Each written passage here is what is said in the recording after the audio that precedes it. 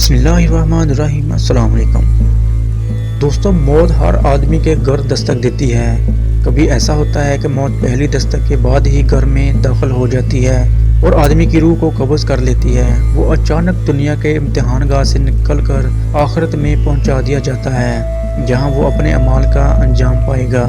دوستوں، اچانک موت کا یہ معاملہ مختلف صورتوں میں پیش آتا ہے۔ مثلا دل کا تیز دورہ پڑا اور فوری طور پر آدمی کی موت واقع ہو گئی۔ سڑک پر سخت حادثہ پیش آیا اور ایک لمحہ کے اندر زندہ انسان مردہ انسان میں تبدیل ہو گیا۔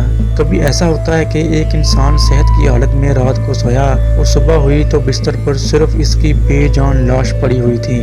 دوستوں، اچانک موت بلا شبہ بے حد سنگین موت ہے، کیونکہ آدمی کو اس میں یہ موقع نہیں ملتا کہ وہ موت سے پہلے اپنی غلطیوں کی تلافی کر سکے۔ دوسری صورت وہ یہ ہے کہ جب موت بار بار ایک آدمی کے گھر دستک دیتی ہے لیکن اندر داخل ہونے سے پہلے ہی وہ لوٹ جاتی ہے۔ اس واپسی کی مختلف صورتیں ہیں۔ مثلا آدمی بیمار ہو کر اچھا ہو جائے، سخت حادثہ پیش آ جانے کے باوجود وہ موت سے بچ جائے، اس کے اوپر حملہ کیا جائے لیکن حملہ آور کا نشانہ خالی چلا جائے وغیرہ۔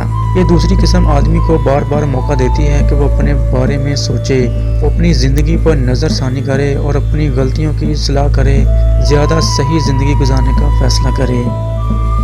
دوستوں، موت کا آپ کے دروازے پر دستک دے کر چلا جانا گویا اس بات کا الارم ہے کہ ہوشیار ہو جاؤ، جلد ہی تمہارا آخری وقت آنے والا ہے۔ اپنی اصلاح کر لو اس سے پہلے کہ اصلاح کا وقت ہی باقی نہ رہے۔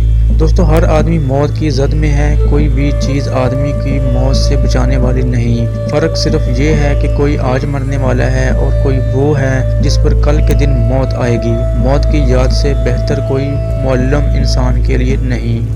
اللہ حافظ۔